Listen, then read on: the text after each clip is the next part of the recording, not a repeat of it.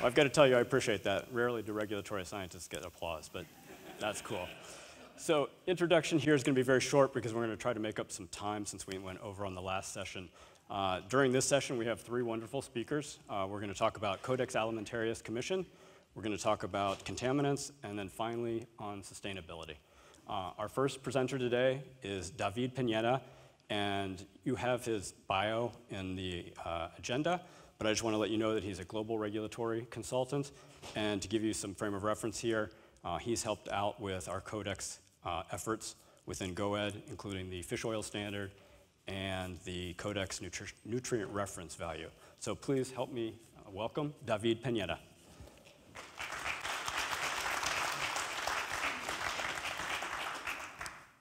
Thank you, Harry. Hello, everyone. First, I would like to thank GOED for inviting me to join this year's GOED Exchange to give you a presentation on the Codex Alimentarius work on EPA DHA omega-3. For those of you that perhaps are not so familiar with Codex, very briefly to explain that Codex is an international organization that was created in 1963 by two UN organizations, the Food and Agriculture Organization and the WHO, with the task of developing international standards for the food area with a dual objective to protect the health of the consumers and at the same time facilitate the trade in food internationally. Those standards are of voluntary application.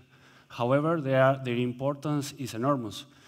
It's enormous because, first of all, they are the result of consensus agreement by 188 members, and also because they are the result of a collaboration, technical, scientific discussion between the government delegations and also other delegations called observers, where the industry is represented, where GOED is represented, as well as consumer organizations, as well as academics.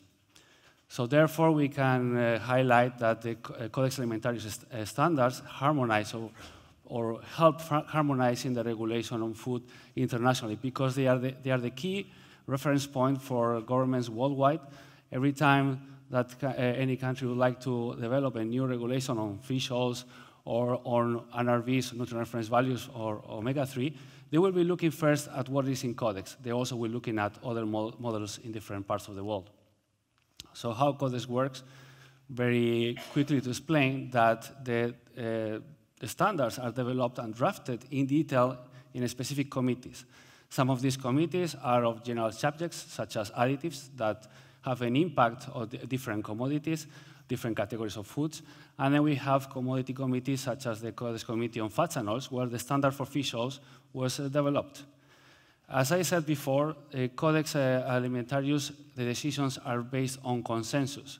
So therefore, the highest decision-making body in Codex is the Commission, and its role is just to ensure that every decision that is being taken in the Codex committees have been agreed by consensus.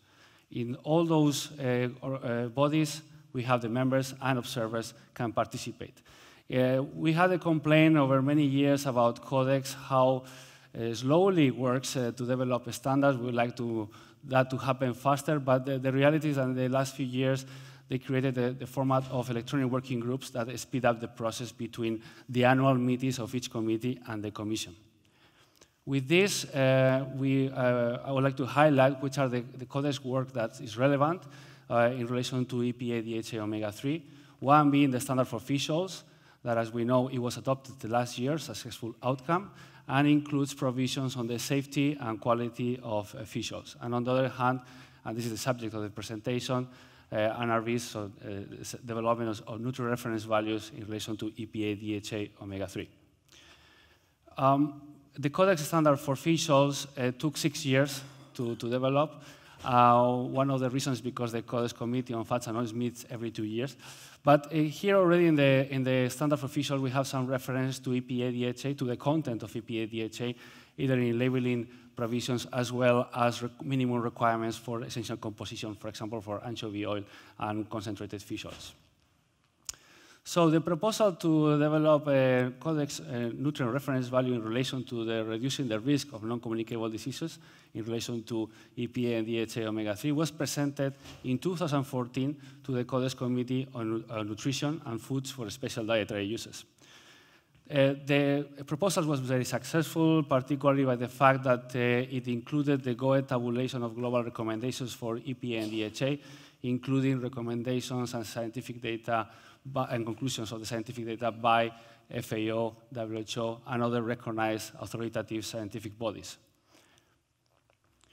The Codex Committee on Nutrition agreed to start new work on this subject and established an electronic working group led by Russia and Chile, which was an interesting combination, to assess the most current scientific evidence, so actually all the evidence that was provided by COED, summarized in the tabulation, and recommend a nutrient reference value for the next meeting.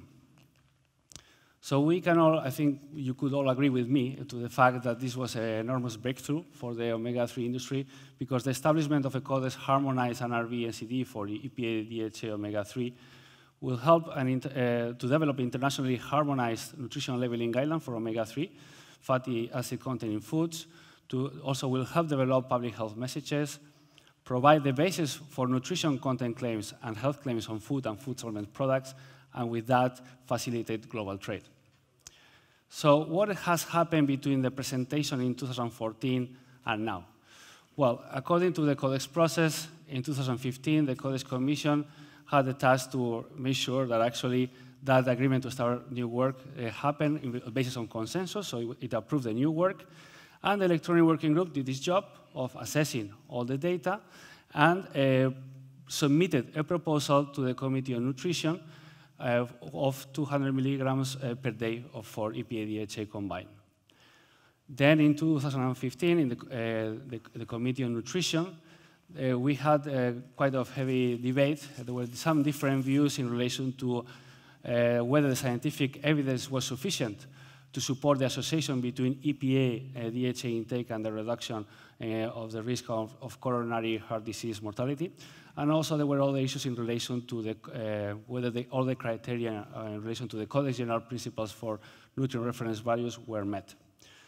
Due to this discussion, the Committee on Nutrition agreed to reestablish the working group to further work on a proposal, but also taking into account the concerns that were raised by different members during the discussion in relation to the general principles of Codex on NRVs, and also taking into account the work that had been initiated already by the WHO Nutrition Group, a guidance group, on polyunsaturated fatty acids.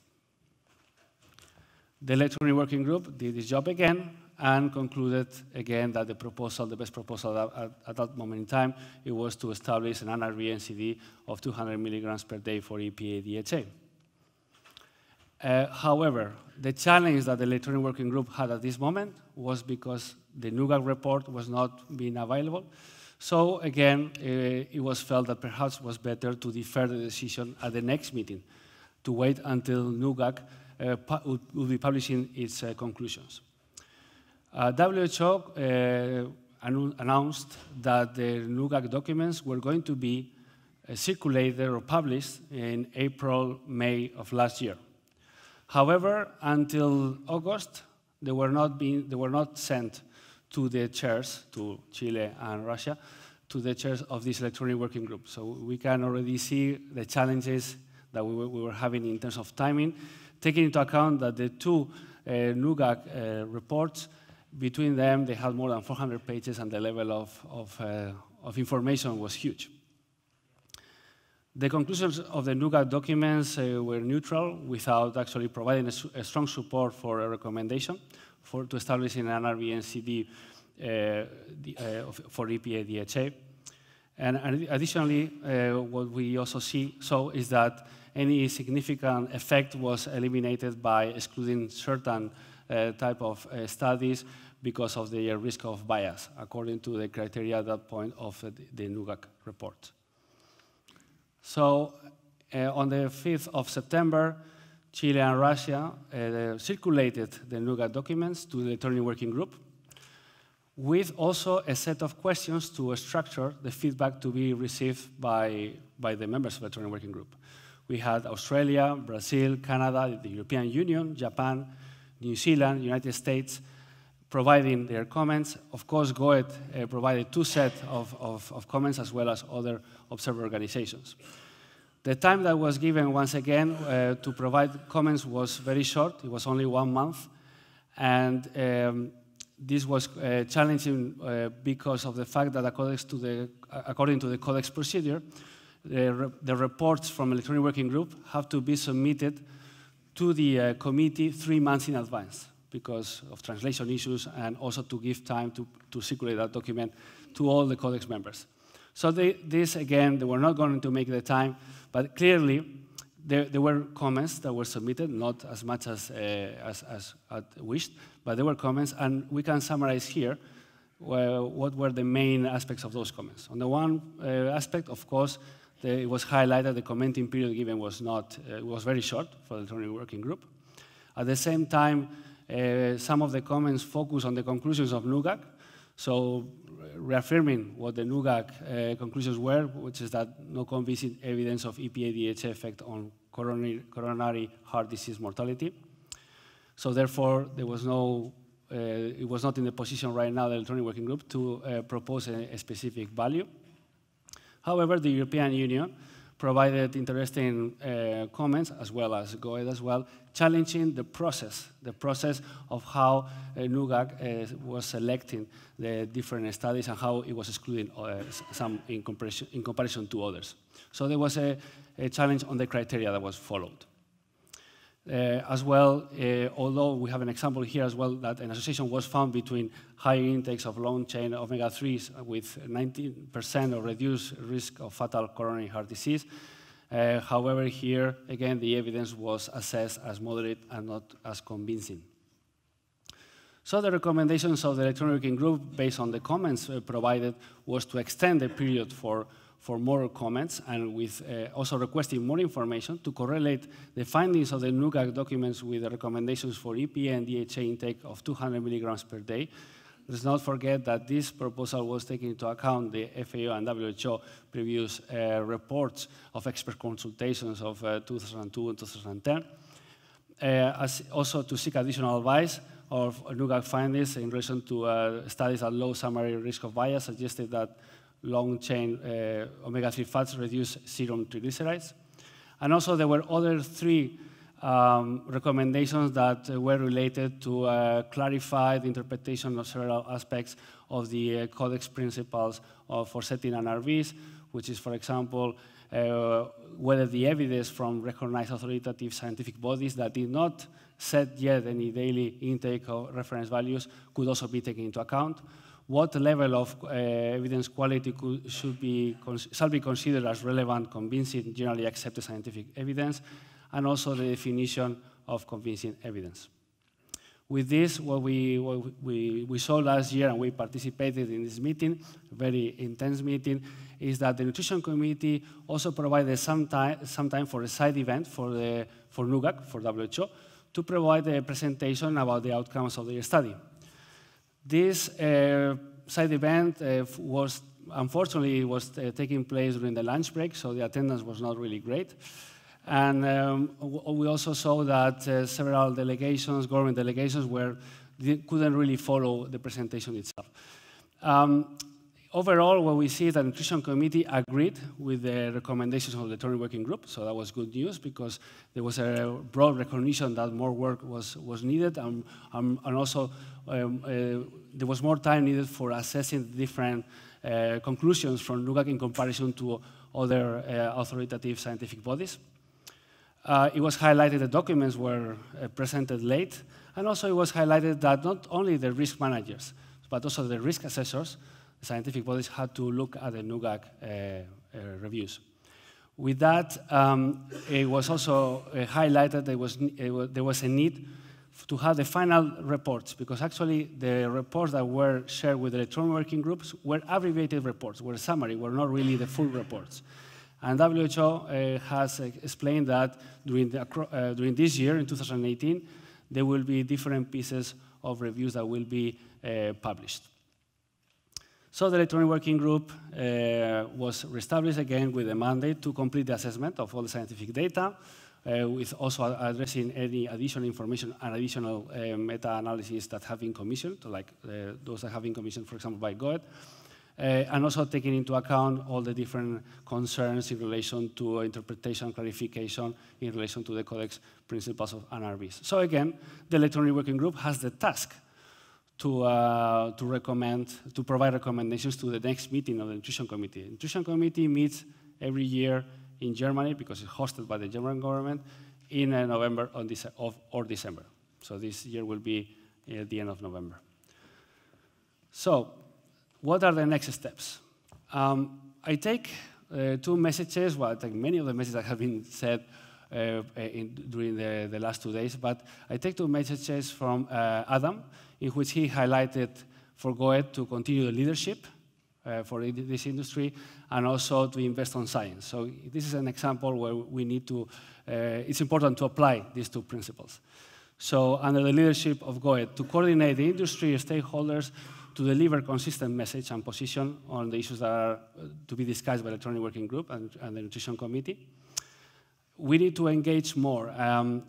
Of course, in addition to participating in the Electronic Working Groups, which is through by email, and also participating physically in Nutrition Committee discussions, where possible, where resources are available, of course, it is important to get together with regulators at national level or regional level, with key opinion leaders, organize some workshops, meetings where we can continue the dialogue and provide information and stimulate the assessment of all the scientific evidence at national level. So all the government delegations, well, they will go to the Nutrition Committee, will be fully informed, better informed. So with that, obviously, it is very important to participate very actively in the discussions of the Electronic Working Group. And of course, we have once again, in Nutrition Committee, the opportunity to actually make a difference. And we need to see that we are making progress in relation to setting an NRB-NCT for EPA-DHA omega-3. So with this, I thank you. I thank GOED again. I thank all of you. Thank you.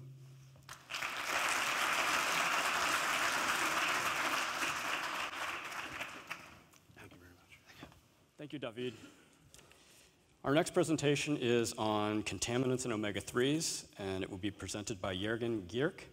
He's the Global Technical Marketing Manager for omega-3 nutrition at BASF. Please help me welcome Jürgen.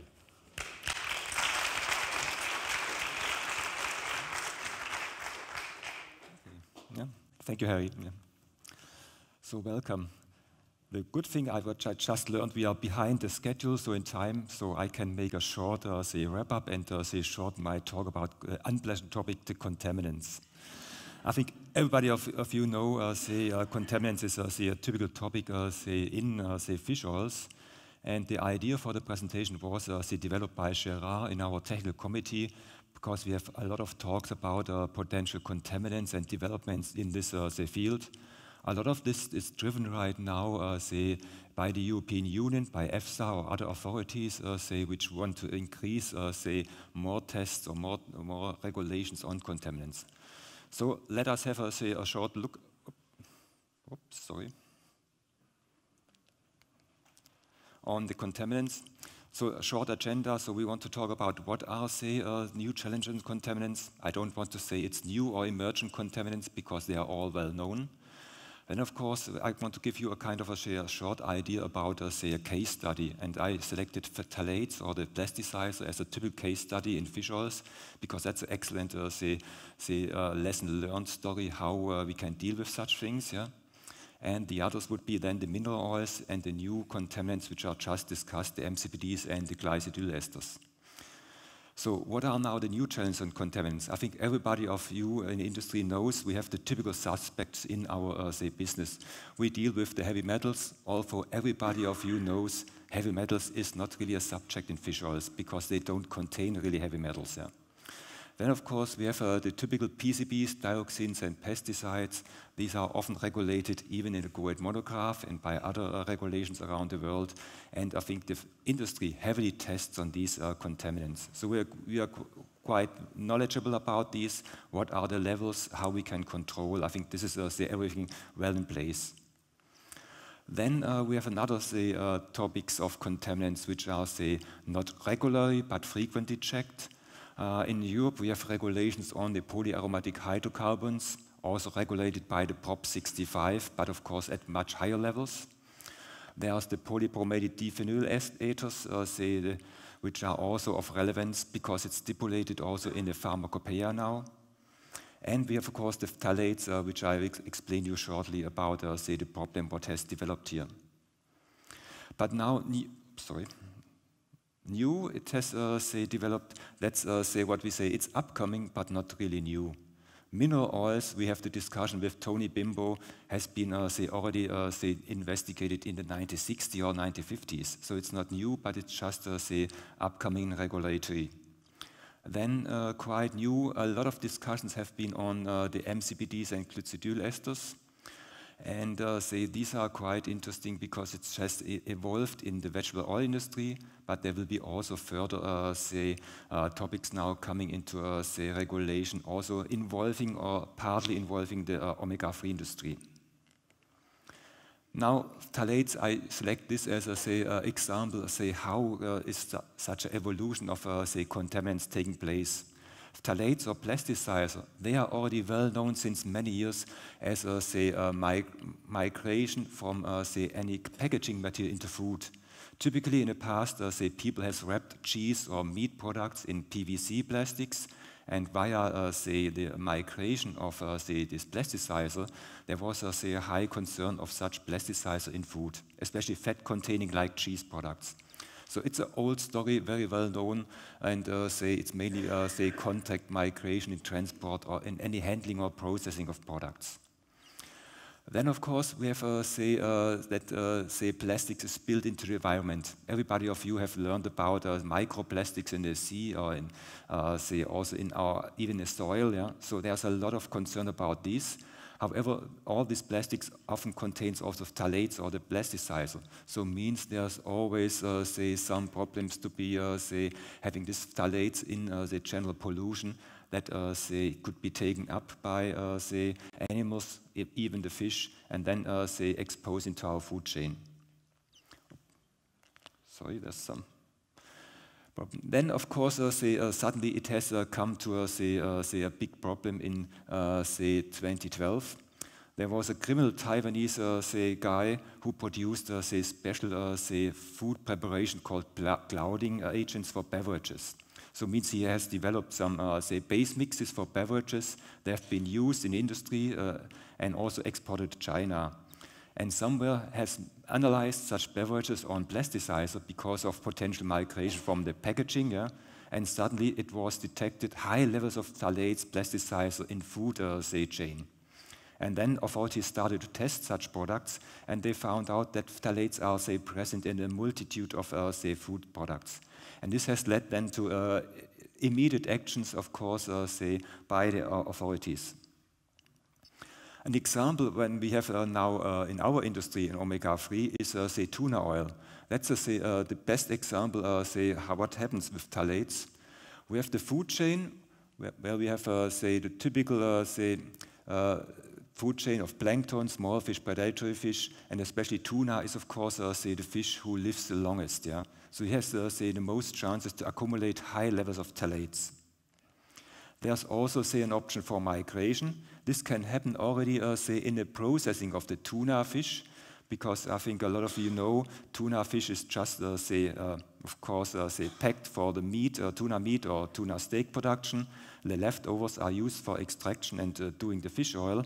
However, in intermediate storage, they are packed in plastic foil, stored frozen, and there could be already migration from these contaminants into the tuna meat or into the lipids, and then extracted with tuna oil extraction. Nevertheless, there's also still a migration option through the tuna oil processing. So you can see we have a multitude of potential contaminants, phthalates migration into tuna oil. Now, what we happened in this phthalate lessons, I call it lesson learned, We have, of course, say such new issues on contaminants may arise in a very short term. There could be an analysis by any authority around the globe, and suddenly there could be a problem developing. Yeah.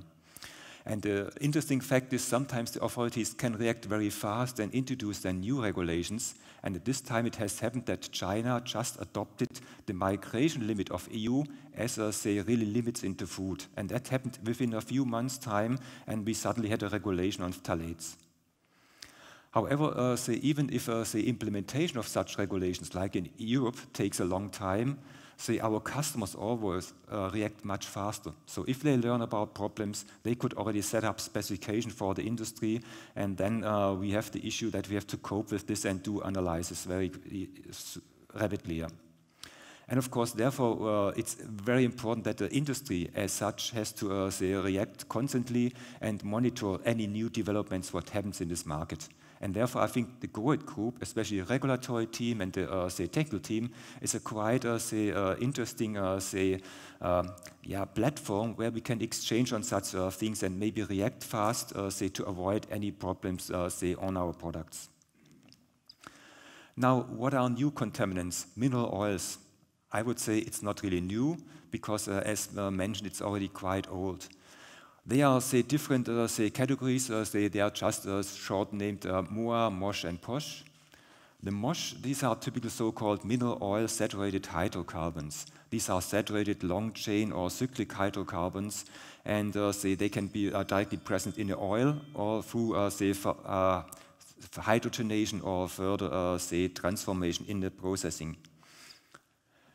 Then we have this so-called MOA, the mineral oil aromatic hydrocarbons. These are highly, say, alkylated mono or polyaromatic hydrocarbons, which are, say, also present in mineral oils. And finally, the POSH. These are also mentioned, but these are not really of relevance, say, for our industry, because these are, say, polymers of, say, packaging material. Normally, say, it's not relevant for our, say, products, and therefore, I think it's not when we test our oils, we will not find such, say, contaminants. So we mainly deal with the MOSH and the MOA. Now, problems we have with this mineral oil hydrocarbons, this is an excerpt from EFSA. They have already done, say, evaluation about safety and risks. It was already in 2012, yeah. The problem is the, say, multitude of these, say, contaminants. So it's just stated here, say, the possible number of all these, say, hydrocarbons can exceed 100,000, say, different isomers, yeah. And you can imagine that's really crazy. And then we have also the situation that different mineral oils coming from Saudi Arabia or from US or maybe from other places have sometimes a complete different composition. So it's a complex matrix, and there can be the multitude of different chemical entities. Then the problem is also what causes this mineral oil contamination. And I put here, say, possible contamination sources, and it's crazy. Wherever in the chain you can get contamination with mineral oils. It can already start, say, just with a spill of fuel or lubricants in the sea. I think everybody who has been in a port, you know, there's a typical marine smell from the algae, but there's always a smell of diesel and such things. Yeah. So you have always a contamination problem because of the diesel engines and, say, other things. Yeah. Of course, we have also the general pollution of coastal water. So there's no, say, you cannot neglect that pollution is everywhere, especially also with such, say, contaminants. However, also, say, recently reported, say, empty fuel tanks has been used for fish storage. That was in tuna fish processing. Say, they just went on the, say, to catch fish, and empty fuel tanks were just filled with tuna. Yeah. And then, of course, you can easily understand there's migration options there.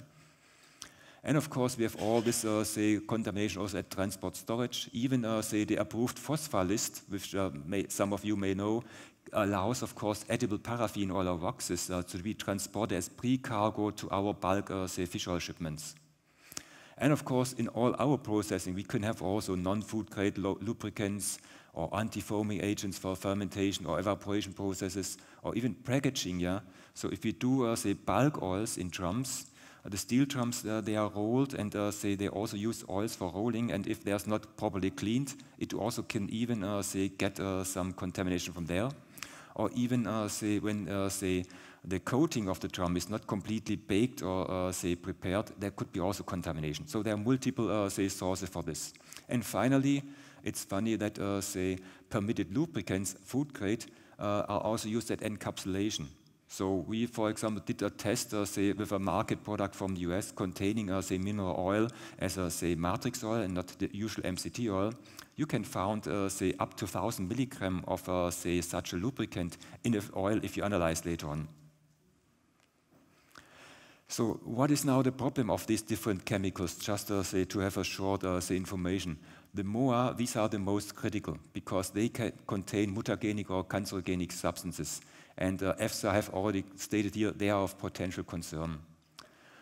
The issue is here, at the moment there's no regulation in place. Yeah? In Germany, the authorities always tries to make, say, a new regulation on the, say, migration of such, say, mineral oils. At the moment it's always draft and not has, say, come into force.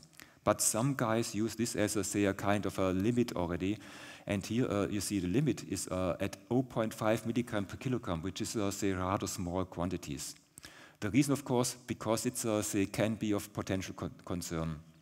Then we have this, say, group of the MOSH, which are either long chain or short chain.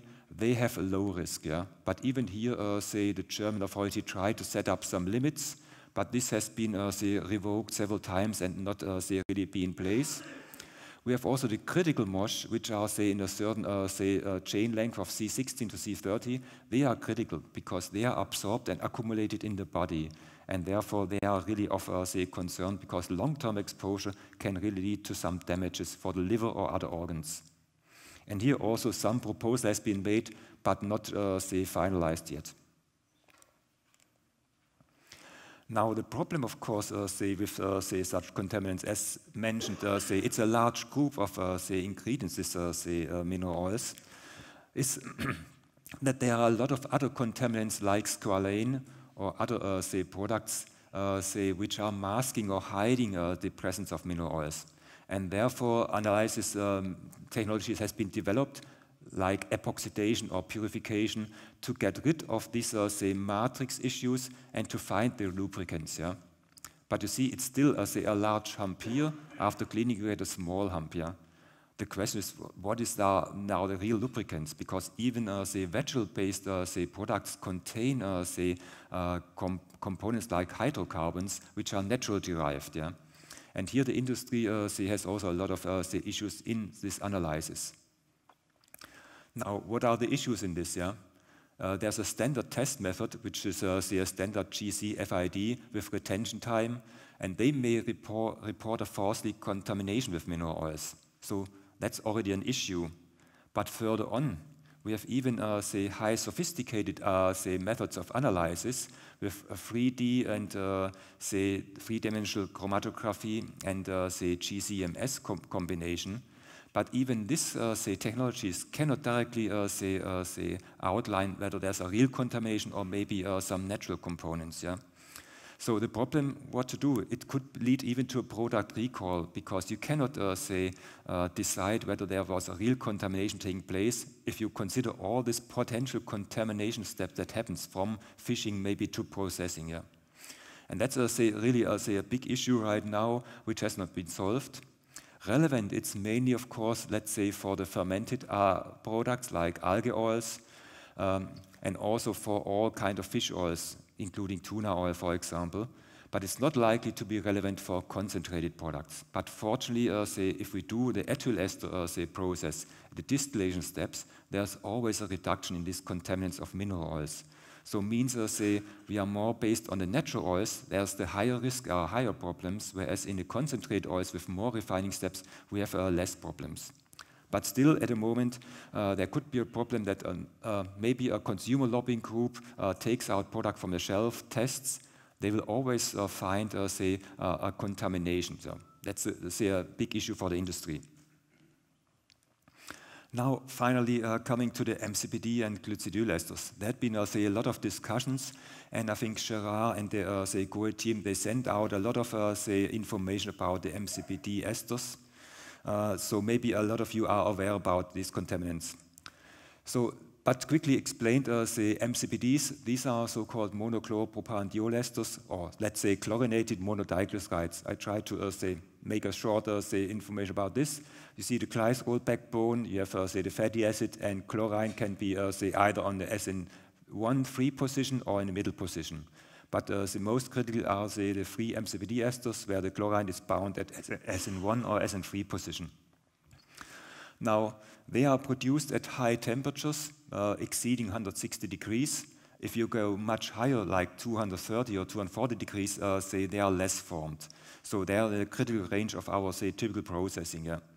And they are processed, in presence of chlorine, chloride compounds, yeah, which are, even relevant for our industry, because fish is coming from the sea. If we have any fermentations, there's always chlorine in the water, so we have always the traces present for this. Yeah. It's of course toxic effects of these contaminants, on the kidney or male reproductive organs. Yeah. Fortunately, it's a non-genotoxic carcinogen, so it's not that completely critical, but it's a critical contaminant. Yeah. The glycidyl esters, these are another kind of compounds we have heard about, epoxy products, and here there's also epoxy products of fatty acids. These are produced under very high temperatures, exceeding 230 degrees, also in presence of diglycerides. And here the problem also, glycidyl is a genotoxic carcinogen.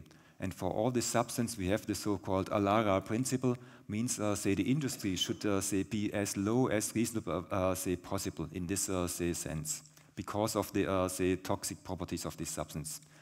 Now, the big problem with these new contaminants, it's not new because the vegetable oil industry is working on this already since more than 10 years. Yeah?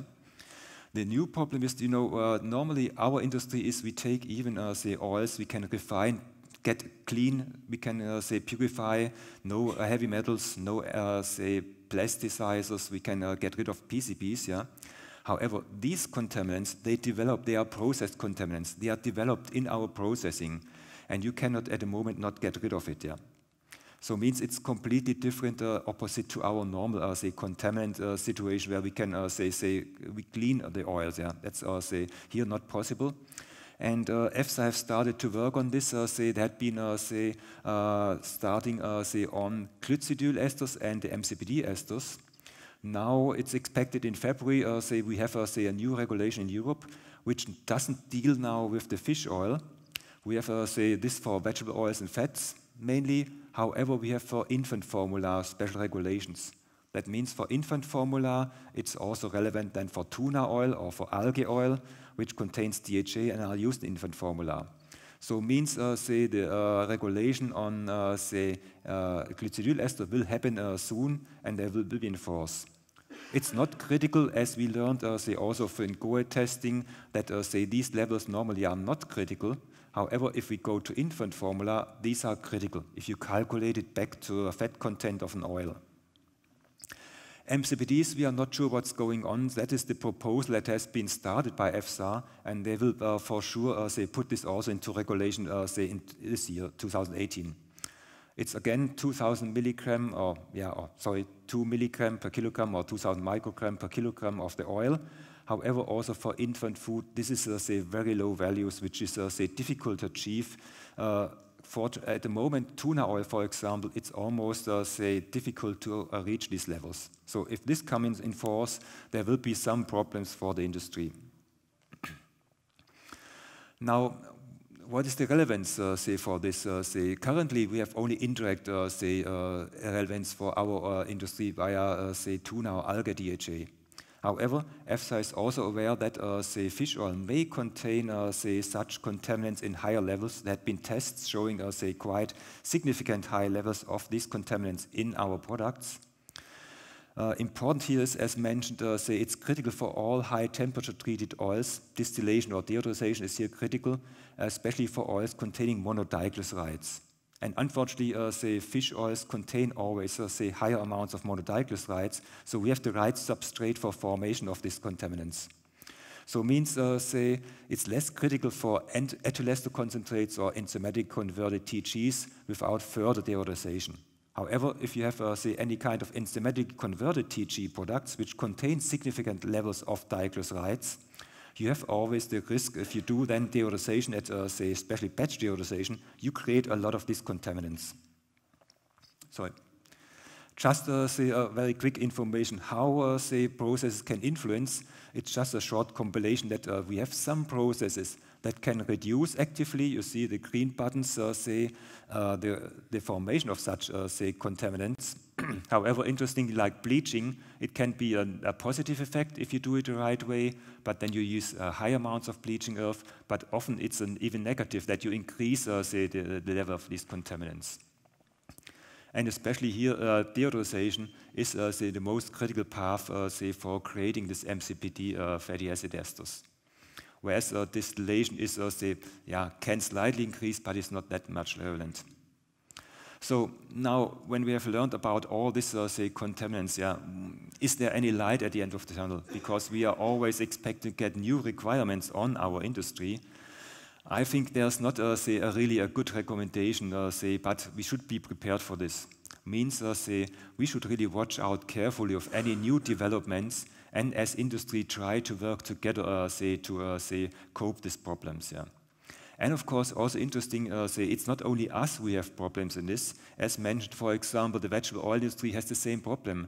And the Fediol group in the EU, which, say, covers, for example, the vegetable oil producer, they're already working on such, say, problems since many years. So if we learn from them or cooperate with them, we could have, say, a much faster, say, check for our products and maybe find out, say, what's going on. And of course, what's also very important in all this, say, the test methods. A lot of test methods used for these contaminants may not fit to our products. So we need also the test labs for us to align, to develop test methods for our ingredients. And finally, what I consider also as relevant would be, say, let us look also to develop, say, a consumer exposure database for omega-3 products. Because often these regulations, they are, say, either for, say, high consumption like vegetable oils, or maybe for specific, say, food use like in infant formula. But the majority of our products, we have low consumption, maybe 1 or 2 soft gels per day, which is completely opposite or 10 times, say, less critical compared to normal, say, consumption. And with such a database, I think we could finally, say, help to solve the problems for the authorities, because our consumption risk is then much lower. Okay, so thanks. That was a short excursion into contaminants. Thank you.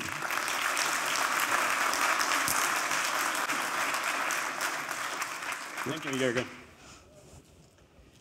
Okay, our final presentation for this session is on sustainability, and it will be presented by Everett Anderson, who is the Senior Commercial Manager for the Western U.S. for the Marine Stewardship Council. Please help me welcome Everett. Thank you. Well, good afternoon, everyone. Everett Anderson is my name, Marine Stewardship Council Senior Commercial Manager. So I know we're up against some time. I'm going to try and help move the clock along. I have 19 minutes at least on my timer. So let's try and get through these slides. Today what I'm going to do is kind of cover a little bit about a lot of what the MSC is about, from the commercial side, science, chain of custody, supply chain. It's kind of a hodgepodge of a presentation, but there is no doubt behind all of these slides there is a ton of information. It's just the tip of the iceberg. And at the end of this conference, ideally, if you have questions and comments and feedback, that's what I'm here for. Our office is located just south of Seattle here, right by CenturyLink Stadium. We have another office over on the East Coast, and Toronto office, and Latin America, and that makes up our Americas team. I started with the MSC 10 months ago. I've been involved in the seafood industry in one form or another for the last 20 years. Sustainability is very personal to me. Where I'm from, Dillingham, Alaska, which is at the heart of the wild Alaska sockeye salmon fishery, largest in the world, that is what I grew up on. Sockeye salmon, chum salmon, pink, whatever. This was my food source. This was my ancestors' food source. And so in an interesting way, I found myself here at the MSC really starting to bring a lot of those I would say, innate experiences, things that my ancestors shared for generations, into a program that is now global. And so I'm going to kind of leave this up for you to read, but really it's kind of captures the last 20 years, where the MSc program has started and where we are today. We have some pretty lofty goals. We have a vision for the world's oceans to be teeming with life and seafood supplies safeguarded for this and future generations. And I think that's something that we can all share. We have a 2020 goal that 20% of the global marine catch comes from MSC certified fisheries. And then if you look down even further to 2030, we're looking at 30% of the global marine fisheries services industries certified. Our mission, there are partners here today that share with us some of the eco-label use, also the fishery certification program. And this is, we recognize and reward sustainable fishing practices. We're influencing the choices people make when they're buying seafood, and we're working with our partners to transform the seafood market to a sustainable basis. So when I was mentioning just a few slides back that, you know, this particular presentation kind of captures a lot.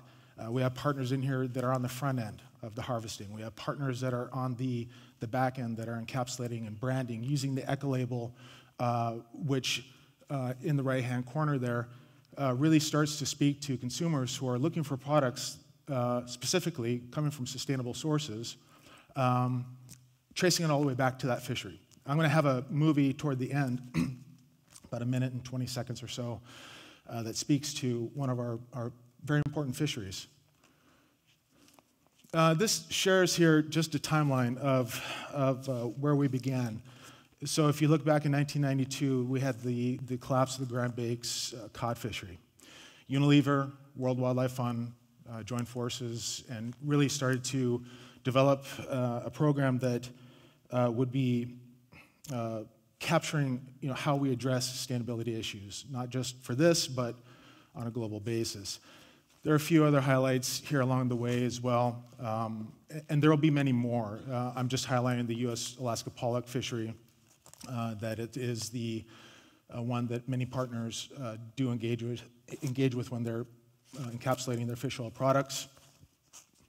As we look out to 2020, 2030, there's certainly going to be some more highlights, and this doesn't even capture everything in terms of what's happened over the last 20 years. I should mention it is our 20th anniversary, and so there's going to be some promotions and campaigns that you'll all start to see as we move through beginning next month and through the next year. So jumping to our credibility slide, and I'm not going to read everything, but around the world, the blue label stands for seafood that is sustainable, traceable, and wild. So we work only with wild harvest fisheries. The MSC manages two standards. One is our fisheries standard, which follows three very important principles. And then we also have our chain of custody standard, which follows five principles. And I have more information about that in the event that you want to explore that further. You know, we're the only one of its kind, and it meets quite a few high bars. UN, FAO, ISEAL, GSSI benchmarks. These are all important global recognitions that we take very seriously. We offer ocean-to-plate traceability through our chain of custody program. Again, that's another one that some partners here are engaged with. We have a tool to combat seafood fraud. So there is DNA testing on wild harvest product across the globe. Measurable impacts on the water. We have an annual global impacts study that we provide to our partners so that we can actually show, you know, in documentation a lot of the work that we're doing, capturing and putting into our work. So this kind of covers where we're at. And we're looking at 300 fisheries around the world that are MSC certified. 22 of them are in the US, pollock fishery, salmon fishery, two of the larger ones. 14% of the global marine catch is engaged in the MSC program. very important. And then again, the other bullets there, 2020, 2030, some pretty aggressive aspirations, but we have some fisheries that are in the pipeline that are going to help contribute to this certification. We're going to dig in just a little bit here on the surface regarding supplements. From 1950 to 2014, the world fisheries production increased considerably, 8 million metric tons to 93 million metric tons. That's a significant growth in harvest and effort put on fisheries. Stocks did reach some very high overfishing status at 31.4%. And so we kind of look at the fish oil category, if you will, where the sector itself, so of that wild capture, 93.4 million metric tons per year, there's about an estimated 22 million metric tons that enter the fish meal and fish oil production. And so, we're looking at some impacts about the fisheries on a global basis. How are we ensuring that those are going to be around for generations to come so that we can participate in whichever part of the supply chain you are participating? Just one example, North Atlantic herring, high catches in the 60s. We had some poor recruitment, environmental conditions, high fishing pressure, leading to a collapse. 20 years to rebuild that stock. It's not impossible, but we don't want to find ourselves in that situation again with any fishery.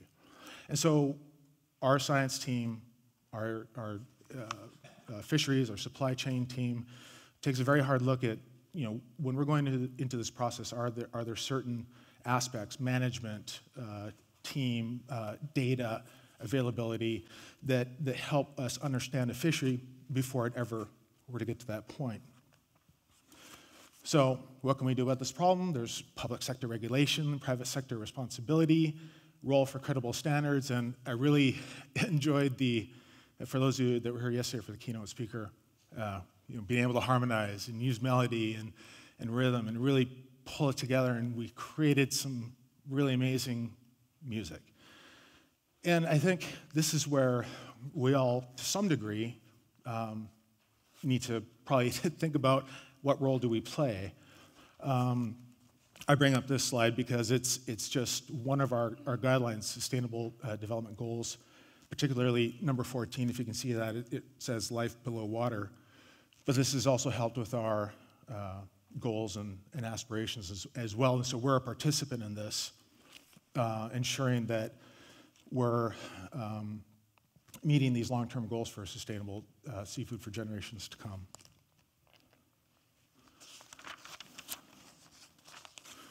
So the blue line represents certified fisheries. The FA references full assessment. I know there's a lot of acronyms, so I'm learning your acronyms as well, being new to this particular category. So we have development of a 3 to 5 year program for fish meal, fish oil, raw material. And so the important information here that should be walked away with is that over time, we have really started to engage some of these fisheries that are able to produce a lot of the raw material for some of the products that you're engaged with, fish oils, krill oil, et cetera. I'm going to flip to another slide here, which kind of dives in a little bit further on the supply of material for fish oil and fish meal production that are involved in the MSC program. There's a list here. I'm not going to read every single one of those, but our global team has a fisheries reduction map, if you will. What's out there that we're looking to get engaged in the MSC program that we may be able to capitalize on in terms of reduction fisheries that would apply to fish meal or fish oil. Here we have, again, Antarctic krill, U.S. Alaska pollock. We have those that are certified. We have some that are in pre-assessment or they're currently in fishery improvement projects, such as Peruvian anchoveta fisheries. So this is a global effort in terms of really what are we looking at as we move forward? What does our pipeline look like in order to provide some stability for those of you that are looking to capture some of the fish oils for the products that you may be offering to your customers. There's been 150% growth of MSC raw material availability since 2014, and we're certainly looking to grow that. And I covered briefly the well-filled pipeline that we're seeing in 2017. We have some new updated numbers that didn't make it into the slide deck that can certainly provide to those that are interested in what is out there in raw material. Again, another slide regarding some of what we may be seeing in the consumer product realm. Krill was certainly a big participant in some of those products that are out there in the marketplace. There's an article in your insert in the bag regarding Aker BioMarine that speaks to what they're doing as it pertains to the fishery that they're involved with as well. Okay, so if we look at supplement producer brands, there's currently quite a bit of engagement. This isn't anything new to this particular group, but we're seeing that we need to be engaged as a global organization dealing with wild capture fisheries and those reduction fisheries that are the source for a lot of these products. There's attention, pressure in some cases being given by some of the NGOs on a global basis to look at some of these these outlets that are moving consumer products, that sustainability needs to have a higher priority. And the MSC consumer recognition and support capacity continues to increase. And we certainly want to, as an organization, learn from this group how we can help support some of your efforts on the fish oils. I want to talk a little bit about the blue label, which is our indication that product that sits inside one of these packages can be traced back to a sustainable fishery. Purpose of the MSC label is to be an easy identifier, and that is a lot of the work that you're going to see coming from the Americas team as we move forward. This is older information. I'm happy to share it with folks. I'm watching my time closely. But this is 2015, 2016 view. I think these slides will be available.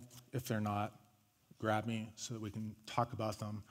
We're going to be doing another Nielsen data capture here as we go into the next year as well, because it's really important. Brands with the MSC label account for 19.7% of value share. There's been a growth in the MSC labeled supplements. One example is right here, Sam's Club. One pallet had no verifiable sustainable source. On another pallet had the MSC Blue Eco label. And Sam's Club witnessed a pretty significant decision being made by the consumers, what they were choosing to use. This is again, more information has been made available on this. This is just a snapshot of the amount of growth. There's roughly 1,900 eco-label license holders globally, 29,000 consumer-facing products that maintain the MSC Eco label. But when it comes to the supplement category, the growth has really been here in the US. Again, not anything you don't know, but for us it's interesting and is telling us we need to be more engaged with this group and be available to listen as well and take some of the learnings back. There are roughly 589 supplement SKUs that are out there today, and amazing growth. Very exciting. So my gentleman in the back, if you just stand by 1 second. So I want to share with you what makes the MSc program tick. At the end of the day, we don't get to do a lot of this if we don't have a sustainable resource. And what we're going to show here is telling the story of the fishermen. This happens to be reference to the pollock fishery. We have some other assets that are being developed for the groundfish fishery. We have another asset deck that's being put together for southeast swordfish fisheries. But this one really helps us to start to understand who's behind the harvest of the fish. And so if team in the back, if you'd start the video, that'd be great. I got into fishing as a kid, as a summer job. I was shipped up to Alaska to fish with my father for Alaska pollock.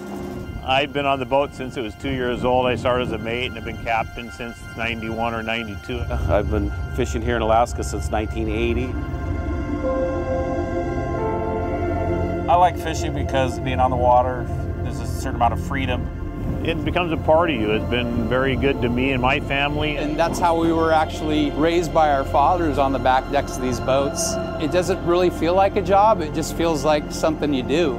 I actually miss it when I get home. I actually miss the adventure of it. I think it's important to protect the environment and the planet for future generations and be able to continue to make a living off the ocean. If you want to have a future, you have to have a sustainable fishery. It's our job to leave things the way we found them. When they see the label on our product, I hope they understand that it means that we're taking care of the stocks of fish that are up here. We want this to sustain us and our families for a long time to come.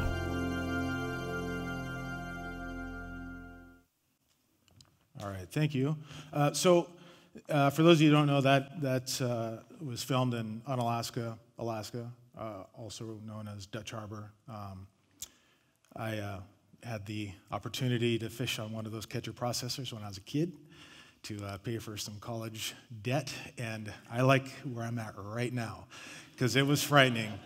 But those fishermen, those deckhands, those captains, they work so hard. That's just one example of one fishery around the globe that really takes their job seriously. They know that if they're doing something to harm their marine environment, they're not going to have much to work with for my kids, their kids, and kids after that. So that's just one example of some of the assets that we've built. Happy to share some of those that we do currently have available to help on your messaging promotion sides if that's what you so choose. So with that, thank you so much, GoEd. Thank you for the panel. Really appreciate being here and being now a new member of the GoEd Association as of several months ago. Look forward to getting an opportunity to meet with you and hear some of your stories and some of the needs you may have. So appreciate your time.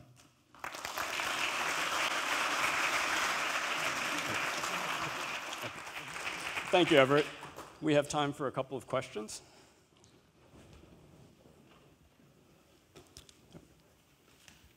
I need to give you this, sorry. I heard somebody, yeah.